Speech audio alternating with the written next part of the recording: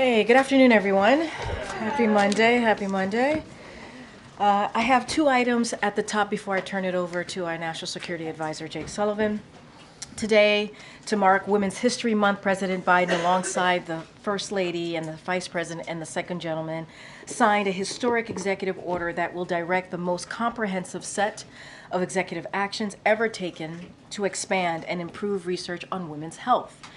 These directives will ensure women's health is integrated and prioritized across the federal government and will galvanize new research on a wide range of topics, including women's midlife health.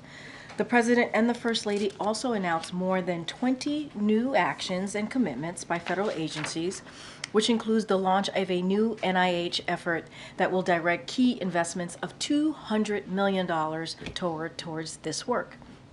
These actions also build on the First Lady's recent announcement that the Advanced Research Projects Agency for Health, Sprint for Women's Health, is committing $100 million towards transformative research and development in women's health.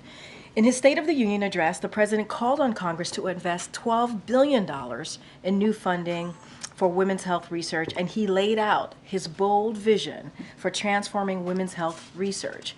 And with today's announcement, he's keeping that promise. Now, second, today, the White House Office of Public Engagement will convene a roundtable on President Biden's efforts to support Black men's health. This event will be moderated by Sharice Jones of USA Today and features actors Courtney B. Vance and Lamont Rucker, recording artist Raheem Devon, licensed psychologist Dr. Robin L. Smith, and public health analyst from the Substance Abuse and Mental Health Services Administration, Dr. Walker Tisdale. Since the start of his administration, President Biden has prioritized tackling the mental health crisis. In 2022, he released a comprehensive mental health strategy designed to strengthen system capacity, connect more people to care, and create healthier environments. To support this work and help advance how we transform mental health in the United States, the Biden-Harris administration launched 988 hotline, expanded community mental health centers, established new centers of excellence to help promote mental health. The Biden-Harris administration has and will continue to invest critical resources to expand mental health and substance use support to Americans, including through President Biden's proposed budget for fiscal year 2025. And with that, I'm going to turn it over to our National Security Advisor, Jake Sullivan, who has an update on the Middle East region.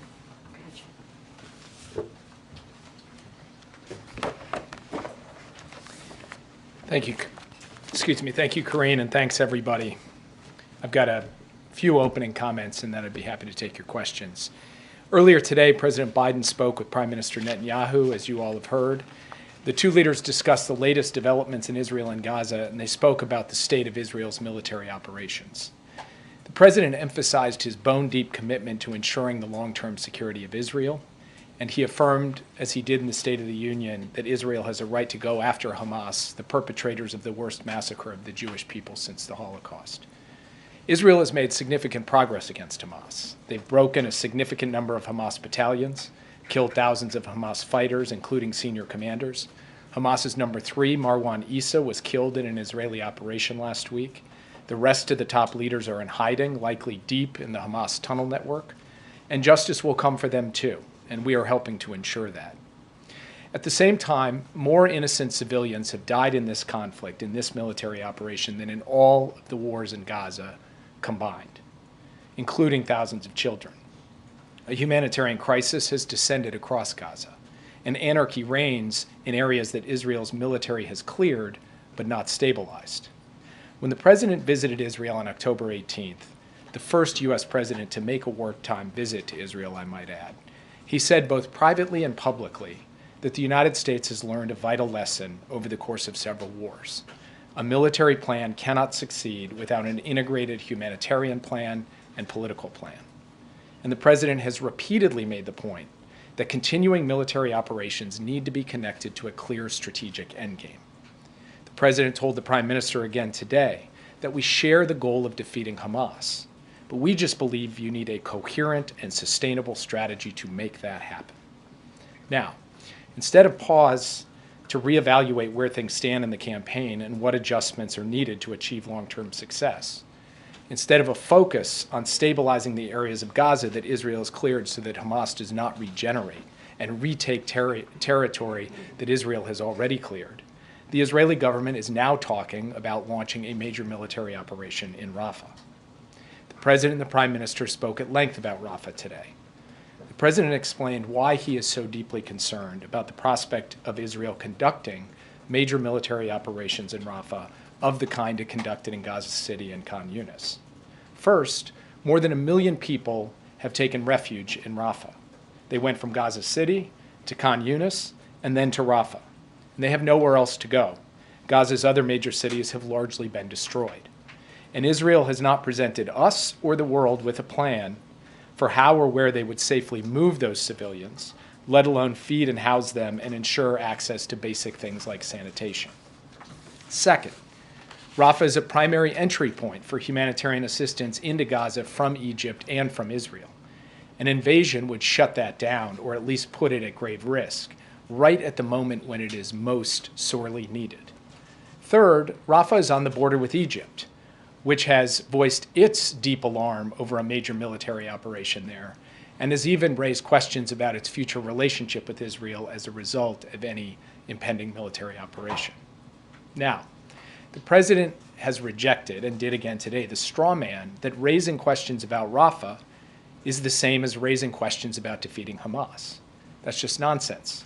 Our position is that Hamas should not be allowed a safe haven in Rafah or anywhere else.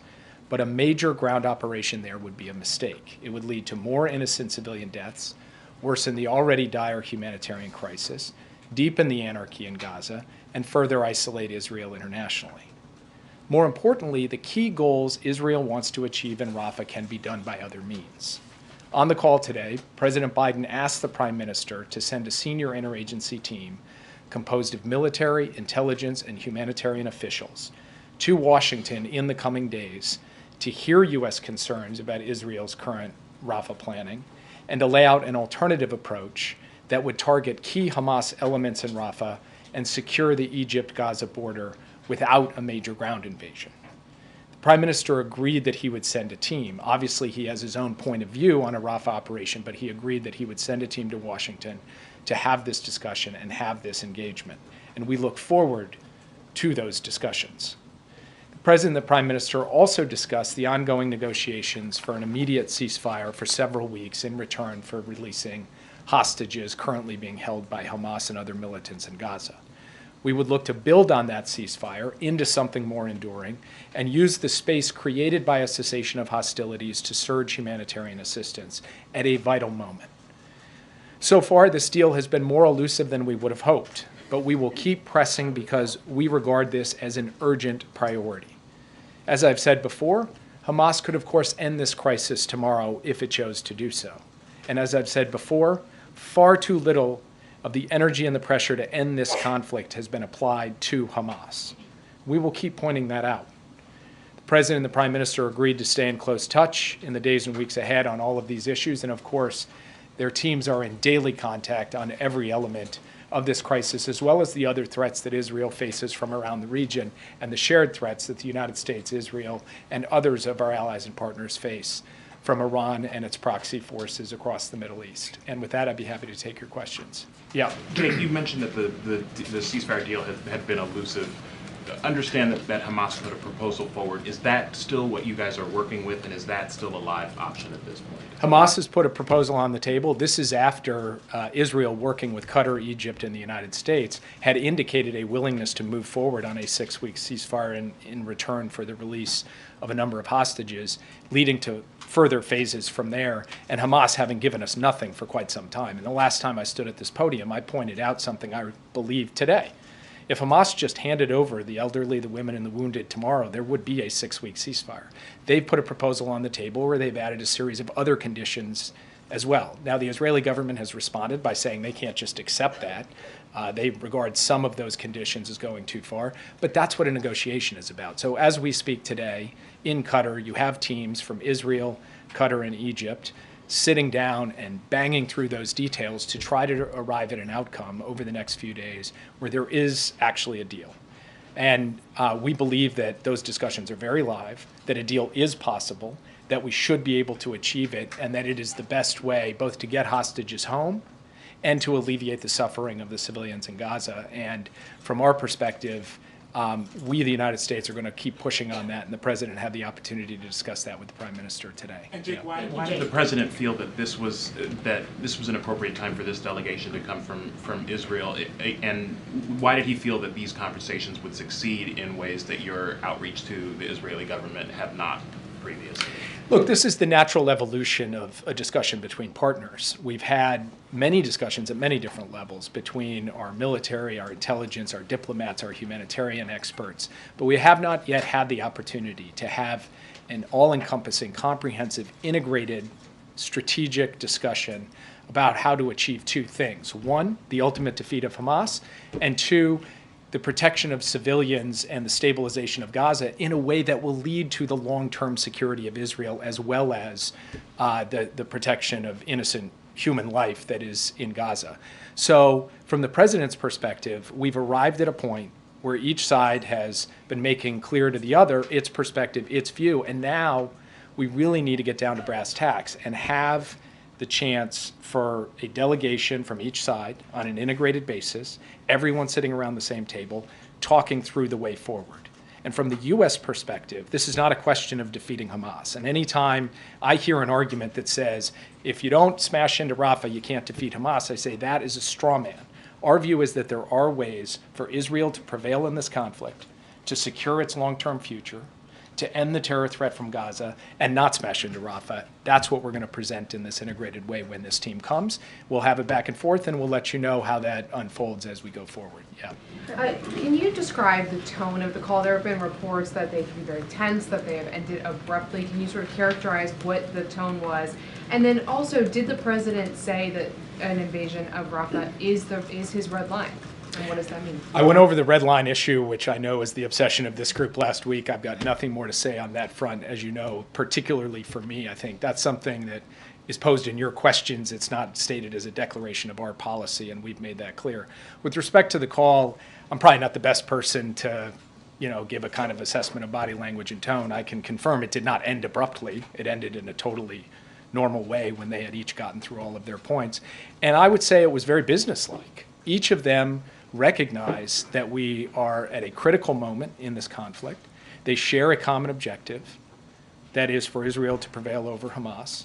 And they have a different perspective on this operation in Rafah, and they went into some detail on that and had the opportunity really to elaborate each of their respective views in a full-throated way, in the way they always do when President Biden and Prime Minister Netanyahu talk. So in that sense, I would say this call was much like previous calls that the two of them have had. They each agreed to have the teams get together, and then they agreed that the two of them would stay in touch as we go forward. Yeah. Thank you, Jake. The deadline for Israel to comply with the National Security Memorandum 20 is coming up on Sunday. Has Israel responded in writing? So first, when you say to comply, what they have to do by Sunday is just provide credible and reliable assurances that they will abide by their international obligations, not obligations we've imposed upon them, but obligations they have freely accepted with respect to international humanitarian law, which of course includes not arbitrarily impeding the flow of humanitarian assistance where they can control that. So I cannot tell you today or confirm today that they have provided that. Obviously, as you said, they have several more days before they have to do so, and we anticipate that they will. And then on a related note, Jake, on March 1st, President Biden said that he was going to insist that Israel facilitate more trucks and more routes to get more people the help they need. On today's call, did he make that clear? Well, even before today, the results of the president making clear that this was a priority for him and his team working that at a detailed level operationally on the ground in Israel has resulted in certain steps, including the opening of a new gate that we have seen since the president gave the State of the Union, and work to flow more convoys to the north along the beach road as well, in addition to other steps like the landing of the first ship through a maritime corridor on the beaches of Gaza, and active work going forward to get that pier that the president announced set up off the coast of Gaza as well. So we have taken steps. The president reaffirmed today the need for Israel to do everything in its power, and even more than it has already done, to address the humanitarian crisis. And obviously we saw a UN report today, which Director Power of USAID spoke to quite eloquently. It's an alarming report about a possible impending famine if everyone doesn't do their responsibility to ensure we address that. That starts first and foremost with Israel, who has an obligation to step up and ensure that more is done to deliver food to starving people in northern Gaza. But it's also incumbent on us, the United States, and the rest of the international community to step up as well. We're proud to be the largest contributor of humanitarian assistance to Gaza, but there's more we can do, and there's more others can do as well. This has to be an all-hands-on-deck effort. Yeah. Thank you, Jay. Given that alarming report that famine right now is imminent and the humanitarian catastrophe there, are words enough when it comes to discussions with Israel? Does there need to be some conditions put on military aid? Well, first, obviously words aren't enough. It's action that matters. And the action that matters is flowing trucks and ships worth of humanitarian assistance, particularly food, water, and medicine to people who are gravely in need of it, as elaborated in that report. As I said, in the last few days, we've seen some steps forward. We need to see those sustained. We need to see them built on. But ultimately, our judgment comes down not to pledges or promises or words. It comes down to action. And we're going to continue to press on Israel to see the kind of action we want to see. And then we're going to take responsibility to do our part. And that's, for example, what the temporary period is all about. Reports that more than 20 people have been killed in that hospital attack. How confident is the U.S. that Israel is doing everything in its power to protect civilians? I'd make 3 points about the reports of the attack at Al-Shifa Hospital overnight, last night and into today. First, Israel states that it was going after senior Hamas commanders and Hamas militants, and it is clear that Hamas fired back at Israel from that hospital. Second, we have seen Hamas, over the course of this conflict, use civilian facilities, including hospitals, to store weapons for command and control and to house fighters. And that places an added burden on Israel that very few militaries have to deal with: an entrenched insurgency, a terrorist group using the shield of civilian institutions to protect themselves during a fight, rather than meeting Israel on some open field of battle. And then third, it also tells us something else that of some concern that I spoke to in my opening comments. Israel cleared Shifa once. Hamas came back into Shifa, which raises questions about how to ensure a sustainable campaign against Hamas so that it cannot regenerate, cannot retake territory. And from our perspective, it is connecting Israel's objective to a sustainable strategy that is the vital thing we need to focus on right now, rather than have Israel go smash into Rafah. And that is what the president talked to the prime minister about today. Yeah. During the call, did the president threaten at any point to withhold military aid to Israel if Israel moves into Rafah or a famine does ensue in Gaza? The president didn't make threats. What the president said today was, I want you to understand, Mr. Prime Minister, exactly where I am on this. I am for the defeat of Hamas. I believe that they are an evil terrorist group with not just Israeli but American blood on their hands. At the same time, I believe that to get to that, you need a strategy that works. And that strategy should not involve a major military operation that puts thousands and thousands of lives, civilian, innocent lives, at risk in Rafah. There is a better way. Send your team to Washington. Let's talk about it. We'll lay out for you what we believe is a better way, and I will leave it at that. And they talk about Senator Schumer's call for new elections, and what did the president say about that? So the prime minister did raise his concerns about a variety of things that have come out in the American press. I'm not going to talk specifically about any one of them because I want to, let the prime minister speak for himself and also protect the discretion of the call. And I will just say that from President Biden's perspective, this is not a question of politics. It's not a question of public statements. It's a question of policy and strategy. That's what he's focused on. That's what he was focused on in the call. Yeah. Can you give us any detail on the timing of this meeting here in Washington? Is that in the coming days and weeks? And is it your expectation, or did Israel commit to not proceeding with any Rafah invasion until that meeting takes place? Or is that unclear? We have every expectation that they're not going to proceed with a major military operation in Rafah until we have that conversation. And they talked about, as soon as the end of this week, it could be the beginning of next week. They have not fixed a particular date because each side needs to prepare effectively, but within that time frame, not a longer time Sorry, frame. just to clarify, that's your expectation, or did they explicitly commit on the call to not proceeding with the Rafah operation? I'm not going to put words in their mouth on this. I don't want to do that. You can ask them, but I think you will find that when asked, they will indicate to you that they're not going to go ahead with this before we've sat down and talked this all through. Yeah. Vladimir Putin in a press conference spoke about a possible Navalny prisoner swap. He claimed they'd agreed to exchange Navalny for prisoners in the West on the condition that Navalny never come back to Russia. Can you speak to this? Was there any plan in place? We have spoken to Russian officials over the course of months and years with respect to American detainees who are unjustly being held in Russia. We have not heard a Russian official raise Navalny as part of a prisoner swap in any of those conversations. So if this is something they were interested in, it certainly sounds like they're coming to it quite late. In fact, too late, obviously, since he's no longer alive, because we did not hear that from them before. Yeah. Thanks, Jake. Prime Minister Netanyahu was on CNN yesterday. He talked about having the support of the majority of the Israeli people for his policies, including going into Rafah. Is there more that the administration, the U.S. administration, needs to do to speak to the Israeli people directly so that they don't support this idea of going into Rafah now? Well, first of all, inherent in the question is a kind of an interesting irony, which is you have the Prime Minister speaking on American television about his concerns about Americans interfering in Israeli politics, and then your question is, should Americans be speaking into Israeli politics, which in fact we don't do nearly as much as they speak into ours. But that's not a constructive answer to your question, it's just an observation. In answer to your question, again, as I said before, from the President's perspective, this isn't really about politics or public opinion or public statements. This is about policy and strategy. And so the President's not focused on what's popular, what's not popular, how do you shape public opinion. He's interested in how do we get to the right result.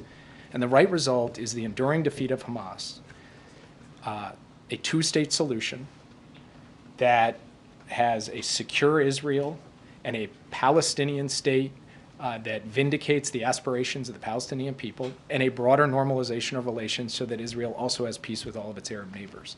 He believes we need to drive to that outcome, and while it is true that many voices in Israel can't see that today, that is not going to alter the President's view from his perspective that that is what is not just in the U.S. national security interest, but it's really the only solution to Israel's future as a democratic Jewish state that is secure and at peace with its neighbors, including its most immediate neighbors, the Palestinian people.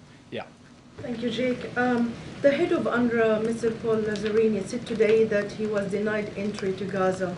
The day, which you mentioned the report, that northern Gaza is facing imminent famine. So is this an issue that you're raising with the Israelis? And on another question, there is 5,000, according to the ICRC, prisoners that's been missing.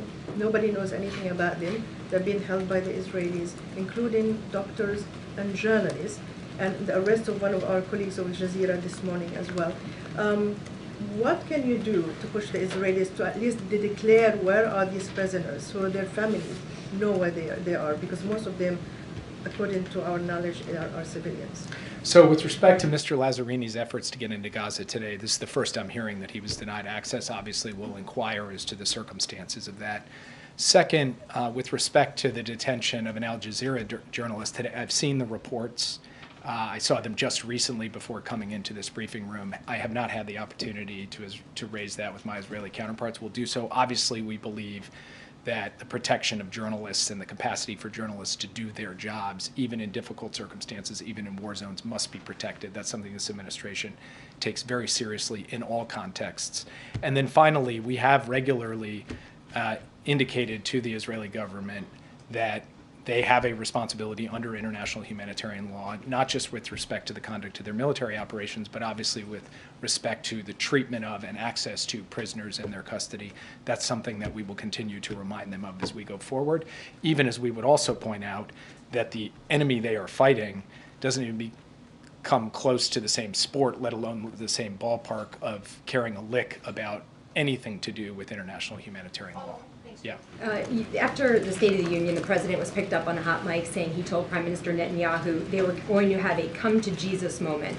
Given what you've said about their conversation today on the Rafah operation, was that this conversation today? I'm not going to characterize that on behalf of the president. I will just describe what happened in the conversation as I've done here today, and I'll let you all draw your own conclusions. Yeah. On the call at all? No comment. So why is it that it seems so hard for this administration to stand up more firmly to Benjamin Netanyahu? He has been ignoring many of your requests. He's now threatening to launch an offensive in Rafah. And the answer from the White House so far has been pretty soft, and the US are still sending weapons to Israel. So it seems like there is a big cautiousness from the White House. That seems more like a statement than a question. Yeah. I have another question on President Macron. What do you make of his position becoming more hawkish and saying that he might send troops, not excluding the fact that he might send troops to Ukraine? I can't speak for President Macron. Obviously, he continues to make his points publicly, and obviously he has every right to do that. We've made our position clear, which is that we're not intending to send U.S. troops to Ukraine. President Biden actually reiterated that before the American people in the State of the Union, and we haven't wavered from that position. We're not wavering from it today. Yeah. Can you talk a bit about Niger? Niger yesterday suspended security cooperation with the U.S. Do you have any reaction? I think some of the things that they are saying is the U.S. Doesn't really approach them in the right way. They come with this arrogance, which is almost like a form of humiliation for the Biden administration. Do you have any reaction to the suspension of the security agreement with Niger? Well, you've seen what we've said on this subject, which is that we've seen the Facebook post from the CNSP, came out Saturday night. We're in touch with them. This obviously follows discussions we had with them about our concerns with their trajectory, and I'll leave it at that because those discussions with the authorities in Niger is ongoing. Yeah. Thank you so much. Coming back to Israel and the humanitarian situation in Gaza, we have now 1 million people faced with the risk of starvation, and aid is not getting in at the levels necessary to help those people. Who's responsible for that? And during this call, was there any kind of commitment from the part of the Israeli Prime Minister to let more aid come into Gaza? The Prime Minister indicated that he intends to push his government to have more aid come into Israel, but as I said to an earlier question, the issue is not statements or representations, it's action. It's whether more aid gets in. We've seen certain things over the past few days that represent steps forward, including the opening of this new gate, including other convoys that have gotten to the north, including throughput through Kerem Shalom and Rafah. But we've seen that before, and then numbers have dipped for a variety of reasons. Some to do with just the difficulty of moving aid around Gaza once it gets inside, as we've seen in tragic circumstances.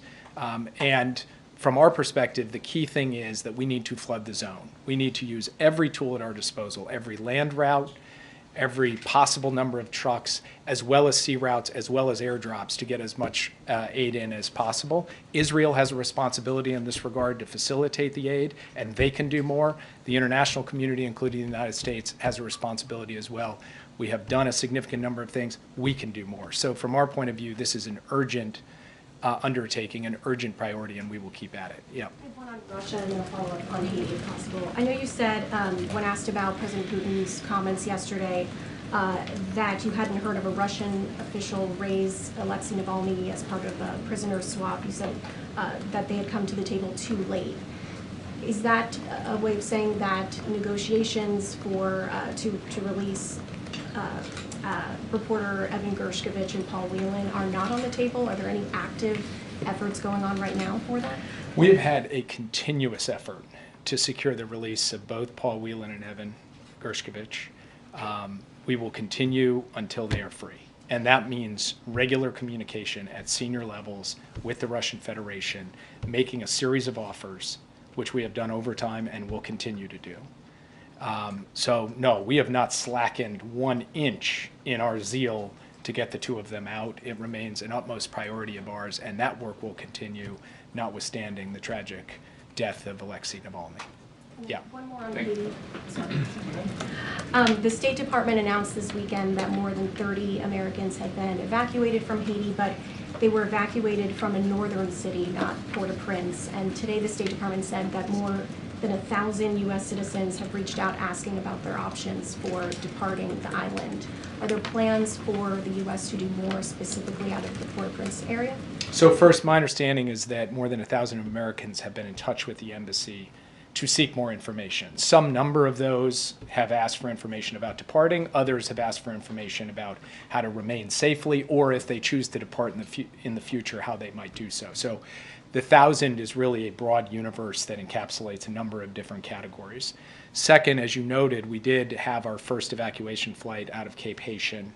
More than 30 U.S. citizens were on it, and we will look to continue to operate out of Cape Haitian for people to be able to leave from there. And then third, of course, if we determine that there is a secure way to move American citizens who want to leave Haiti out of the Port-au-Prince airport or out of some other route, we will do so. There's active planning for that. There's active analysis of the risks of doing so. But we will stay in close touch with every American citizen who wants to be in touch with us in Haiti and continue to look for options to ensure their safe passage out of the country should they choose to leave. Yeah. Why did President Biden wait so long? Why did he let 32 days pass between phone calls with Prime Minister Netanyahu? Well, so first of all, our teams are in contact every single day at every level. President Biden gets a daily, twice daily, sometimes 9 times daily update on what is going on. And he reserves his calls for the Prime Minister for when he believes there's a key strategic moment that needs to come forward. That's point one. Point two, Prime Minister, of course, knows how to reach President Biden. If the Prime Minister felt he needed the President for some reason, he would have picked up the phone and called. And of course, in the last 32 days, President Biden has never declined a phone call from Prime Minister Netanyahu. So this is pretty much the normal give and take of two leaders, both operating their governments, both operating their foreign policies, both working with their teams. And then at a key inflection point in the dialogue between the two sides coming together and talking. I wouldn't make more of it than that. And there's a report that when President Biden was told his handling of the war between Israel and Hamas was starting to affect his poll numbers, the quote is, he began to shout and swear.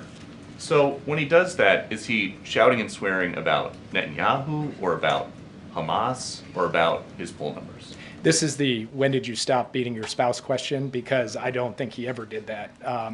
And so, well, you use that as the premise of your question, which is when he does that.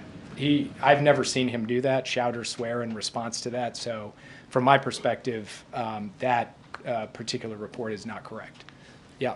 What can you tell us about this temporary pier, the timeline for it, how it's going to be secured, how soon aid may be available to those sea routes you're talking about? So CENTCOM can go into the operational details on it. What I can tell you is that our original timeline, extended out something like 45 to 60 days to have it fully in place. We're hoping to beat that if possible, because we're moving heaven and earth to get, all of the complex logistics associated with it fully integrated into the pipeline for aid going into Gaza. And ultimately, it will be a scenario where CENTCOM assets move the pier off the coast, and then it will be IDF assets who actually secure it so that there are no U.S. boots on the ground in Gaza. But that effort is very much underway. The CENTCOM commander feels good about the progress we are making, and that he will be able to move this on an expedited basis based on the original timelines that he provided. Just one more question, yeah. Jake, do you have any reaction to the Russian President Putin's victory? He will be president until 2030. Do you accept the result and his victory? Well, first, nothing about the election outcome was unpredictable, because Putin had closed the political space, had locked up political opponents. Some of his political opponents had tragically died. And so there was nothing free or fair about this election, and the outcome was preordained. Second, the reality is that President Putin is the president of Russia. We've had to deal with that reality throughout the war in Ukraine, throughout the other aggression Russia has undertaken, throughout the other steps contrary to U.S. national interest that we have seen from this president and from the Russian Federation under his leadership.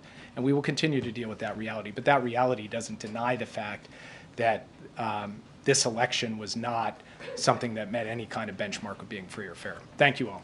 Thank you so much, Jake. Thank you, Jake. All right, Chris. So I have a question about budget discussions over the weekend. Why did the White House object to plans that were taking shape over the weekend for the Homeland Security budget? And what do you want to make sure gets included in the final legislation? And lessons, how close are you at this point, do you think? So, look, I'm not going to talk about reporting regarding ongoing negotiations. Going to be super careful talking from the podium here. One thing that I will make clear is that, DHS needs a bill that adequately funds operational pace, right? And we have seen during this past fiscal year, and that is what the administration is fighting for. We want to make sure that they have the operational funding to do the job that they need to be doing. And that is what I can say. And I want to also add is, let's not forget the past 10 months here. DHS has removed and returned more people than during every fiscal year since 2013. So they have maximized their operations. They have done the work to do what they can at the funding levels that they currently are operating in. And we want to do everything that we can to make sure that they have that operational pace. So I'm not going to get into negotiations from here. So it sounds like we're talking about the issue is a dollar figure. The White House wants more money than is being offered. Just going to be super mindful and not negotiate from the podium. But obviously, we believe that DHS needs additional funding. We've always said that to deal with the security operations and much more that we're dealing with at the border, obviously, and just more broadly, all the work that the DHS has to do on behalf of the American people. You can't say there's been progress today or anything. Look, negotiations continue, and we are focused certainly on reaching an agreement. As you know, the shutdown is set for this coming Friday, and we want to certainly get to a place where we have, again, DHS has what it needs to have continue the operational pace that they've been having. Okay. Thanks, Karine. As the Supreme Court considers the case about social media, disinformation, misinformation, can you talk about what the administration believes is at stake in this case? I'm going to be super mindful. It's an ongoing case. I'm just not going to comment. Would have to refer you to Department of Justice. We've been pretty consistent on this over the past year or so, so I'm just going to be really mindful on that. And then I have a leftover Israel-Hamas question, Yeah, sure. because over the weekend the president talked about the importance of the freedom of the press. Yeah. He toasted them at the Gridiron dinner. Has he or anyone in the administration pushed Israel to allow foreign media into Gaza to cover it? So look, as Jake said, there's continuous conversation that we have with the leadership of the Israeli government. I don't have anything to share on that particular question. You heard directly from the president as it relates protecting the freedom of the press, protecting journalists. We've always been very clear about that. The president has spoken to that numerous of times. I can't speak to that particular conversation on that issue. We want to make sure, right? We want to make sure that freedom of the press is respected, that journalists are protected, and so that is something that the president has had conversation with leaders over the past 3 years as it relates to that, as it relates to obviously humanitarian issues as well. We've always had those conversations. It doesn't matter if it's our allies or friends or whoever it is. We've always been pretty consistent. But I can't speak to any direct conversation that the president has had on that issue. What are the remaining sticking points on the DHS funding bill? And some Hillaids say that the White House came in at the 11th hour. Did the White House step in too late? I mean, look, let's be very clear here and take a step back. When it comes to funding the government, that is something that is the basic duty of Congress, is to do that, right? It is their job to keep the government open. It is something that Congress has to do on behalf of the American people. There are critical programs that Americans need, that American families need. The DHS funding, more specifically, as what is obviously being discussed, is important, right? For DHS to do the work that they're currently doing as we think about the border, as we think about the immigration system. So it is their job, it is their duty. I'm not going to speak into timeline as to when we started to have conversations with them. I'm not going to speak to negotiations that are currently happening. Certainly not going to do that at the podium. We believe it is critical and important to continue the operational pace that DHS needs to do their job. Obviously, we've been pretty consistent as well over the last 3 years asking for additional funding. And so I'm just going to be really mindful and not negotiate from the podium. Thanks, Karine. Does the administration still have close contact with social media companies, and in specific, are there still communications about removing misinformation? Look, I'm going to be, I know there is currently SCOTUS, well, I don't even know if it's happening right now, but there's this particular Missouri case. I'm going to be super mindful, super careful, and not to answer a question that is, you know, adjacent to what's happening with this particular case. I don't have any conversations to speak to or to lay out to you about conversations with social media. Obviously, the president tries to communicate with Americans and meet them where they are. You see this. You see us do that pretty consistently. I just want to be super mindful as there's an ongoing case happening at this time. Speaking about the particularities of the case, more broadly, can you talk about the administration's concerns on the kind of misinformation that's on social media? We've been pretty consistent about the importance of, you know, it is the responsibility of social media to make sure that what is on their platform is. You know, is not misinformation, not disinformation. We've been always very clear about that. I just don't have conversations to lay out or to speak to, but we've been pretty consistent for at least the past couple of years on that. That's great. A temporary pause on SB4, the controversial Texas immigration law, is set to expire at 5 p.m. today if the Supreme Court doesn't take action. What is the administration's plans if that does go into effect? So a couple of things. Going to be really careful not to comment on well, not to comment beyond what the DOJ filings have laid out. So have shared with all of you. So I'll say this: I will point out that Department of Justice makes clear that SB4 is flatly inconsistent with the Supreme Court's decision in Arizona v. United States in 2012, and more than a century of additional precedent. But generally speaking, SB4 is just another example of what we have seen from the governor of Texas, Governor Abbott, attempting to politicize what's happening at the border, politicize obviously what's happening with the immigration system. And so, look, the president's going to be focused on making sure that there's significant policy changes and resources we need to secure the border. And so that is why he's going to continue to call on congressional Republicans to pass the bipartisan border security agreement that came out of the Senate just a couple of months ago, an agreement that was supported by the Border Patrol Union, U.S. Chamber of Commerce, and that we worked on for months.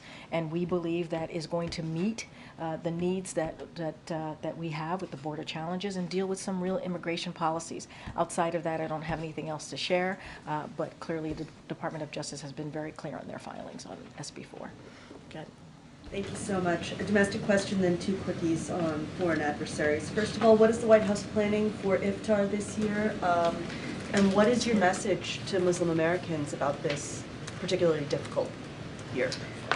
So look, we are going to, I don't have anything to share about an event as it relates to Iftar. What I can say is that we've been very consistent and very clear that this conflict is personal and painful for many, and the president has been clear on that. We have been clear from this podium. He respects all Americans to speak out and for their voices to be heard, as long as it's peaceful, obviously. But we understand that it is a painful time for a number of communities. As you know, we've had senior White House officials meet with members of the different communities, whether it's Arab, Muslim, Palestinian communities, to talk about their views, to voice their concerns, and we welcome that. I just don't have anything to share on any events or beyond that. Okay, so Pakistan conducted 2 airstrikes over what they say are militant hideouts in Afghanistan. Was the U.S. consulted on that? Were these coordinated attacks? And are you concerned about the potential for violence escalating in that region? And then a quickie on South Korea when I'm done. North Korea. A quickie. All right. On Pakistan, just a couple of things that we do want to share with all of you. We are aware of the report, obviously, that Pakistan carried out airstrikes in Afghanistan in response to attack in Pakistan on Saturday at a military post. We deeply regret the loss of life and injuries sustained during the attack in Pakistan. and the loss of civilian lives during the strikes in Afghanistan. We urge the Taliban to ensure that terrorist attacks are not launched from Afghan soil. We urge Pakistan to exercise restraint and ensure civilians are not harmed in their counter-terrorism efforts. We urge both sides to address any differences through dialogue. We remain committed to ensuring that Afghanistan never again becomes a safe haven for terrorists who wish to harm the United States or our other partners or allies. So we've made that very clear, and we're going to continue to be consistent. South Korean reports that North Korea sent 7,000 containers of munitions to Russia, and if so, what are the consequences of that? So I don't have anything, I have not seen those reports, so don't have anything to share on that. I want to be really mindful and careful on that one. Okay. Thank you. Can you give us an update on the president's review of the China tariffs, whether that's nearing a decision point? You guys ask that question all the time, which I appreciate. I don't have anything to share at this time on that. Pivoting to the United Health hack, I'm wondering if you can give us the latest of the administration's view on whether that is nearing a resolution or if you're still in the thick of it, and whether it's possible to say whether you know yet whether American health data has been compromised by this hack. So I would have to refer you to HHS. I've seen the reporting, obviously, on this. Just don't have anything for you at this time beyond the reporting. Okay.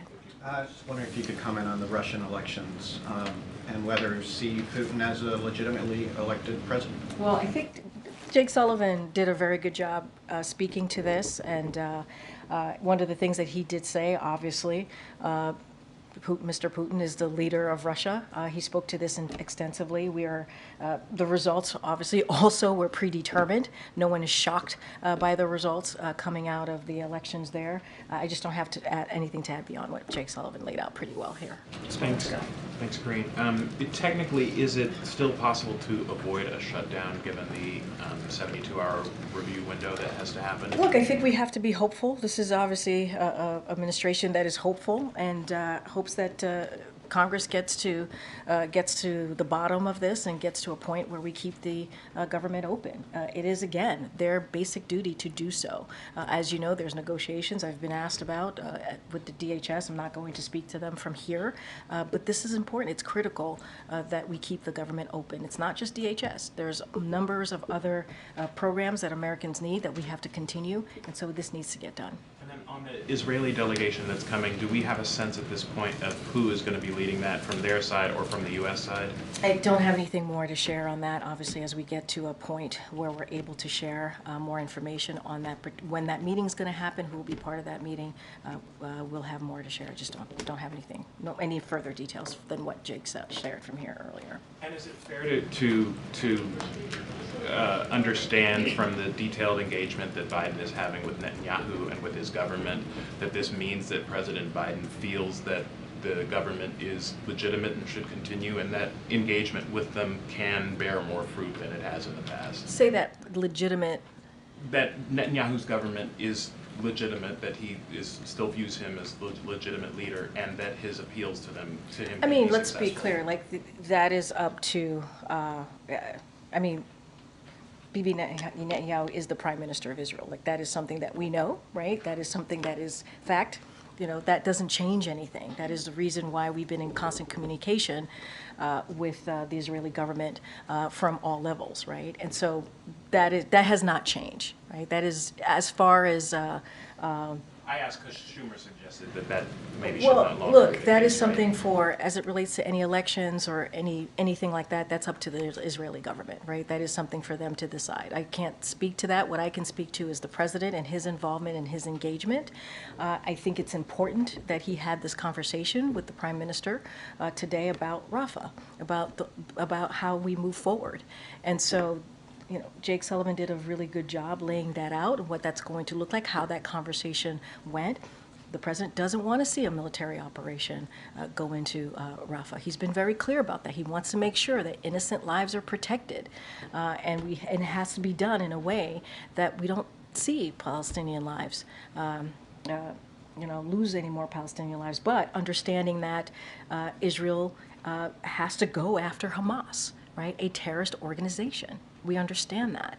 So there's going to be a conversation with both sides, obviously. It's going to happen. But I just don't have anything else to share further from that.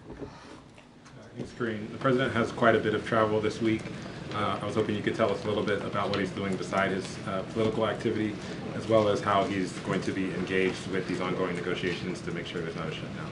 So look, I'm going to answer your, talk about the last part of your question first. Obviously, the president's always engaged, always communicating with his team. It doesn't matter where he is, if he's at the White House or anywhere else in this country or the world. He's president wherever he is.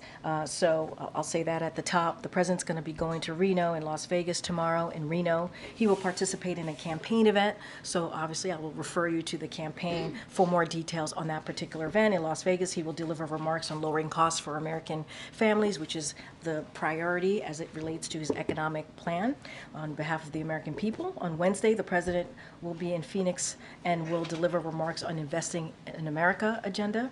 This is part of a busy travel schedule following the State of the Union, where the president is hitting the road, meeting Americans, talking to them directly about how he sees his vision, how he sees the future of this country for obviously the American people. We'll certainly have more details to share. The specifics on the political parts of the trip, I would refer to the campaign. And there's one more question. Next week, the president is going to be going up to New York, meeting with former President Obama and former President Clinton. It's a campaign event, but there's a report that came out today about President Biden's relationship with President Obama, indicating that there might be some jealousy involved. I was wondering if you could speak to that. Let's be very clear. The two presidents, President Obama and President Biden, have a very good relationship. You all have seen it over the past several years. They're like family to each other, and I'm just not going to speak to reporting that we don't believe to be true. Thank you so much. Another foreign policy question. On Saturday, Niger decided to cut all military ties with the United States. Can you maybe explain what led to this decision, and how concerned are you that Niger is now one of these African countries seeking military cooperation with Russia instead of the United States? So a couple things. Jake spoke to this when he was here not moments ago. Let me just say two top lines about the situation in Niger first, which is since the coup last year, we sought to work with the Nigerian junta towards a democratic transition and our shared security interest. Last week, Assistant Secretary Fee, General Langley, and Assistant Secretary of Defense Wallander were in Niamey for frank conversation with the CNSP to explore how we can chart a common path forward and our concerns about the lack of progress towards a democratic transition and operational considerations for us to maintain a long-term security partnership as it relates to Russia, the Russian Federation's repeated violations of international law, to include its illegal invasion and ongoing war of aggression in Ukraine, represent a clear threat to the rule-based international system. So we are closely monitoring the Russian defense activities closely, obviously, in order to assess and mitigate potential risks to U.S. personnel, interests, and assets. And so that is how we are looking at that relationship in particular. Okay. Thanks, Karine. When will the president hold another news conference so we can ask a question of him without having helicopter noise or jet noise in the background? I don't have anything for you to share. Obviously, the president, as you were just saying, the president takes questions pretty regularly, enjoys having engagement with all of you. I don't have a press conference to lay out for you at this time. Is there talk of one? I don't have anything for you, but as I said, the president enjoys engaging with all of you on a regular basis, and he'll continue to do that. I think I have to go. I'll take your question last. Okay. Thank you. The North Carolina Lieutenant Governor and other state officials sent a White House letter about Owet Hagos, who was arrested in the state last week. I'm wondering if... Say that one more time. Arrest of who?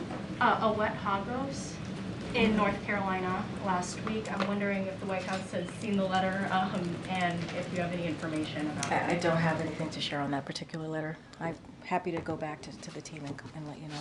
Thanks, everybody. See you on the road. Thanks, Karine.